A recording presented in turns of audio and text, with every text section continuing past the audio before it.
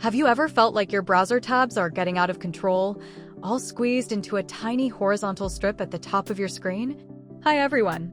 In today's quick tutorial, I'll show you how to enable vertical tabs in Google Chrome.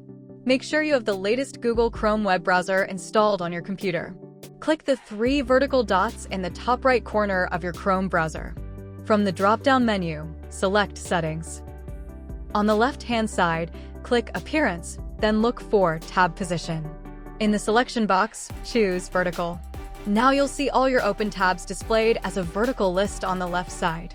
If you don't see this option, make sure you're using the latest version of Google Chrome, version 147 or higher. And that's it. If this video helped you, don't forget to like, subscribe, and check out my other tech tutorials. Thanks for watching, and I'll see you in the next video.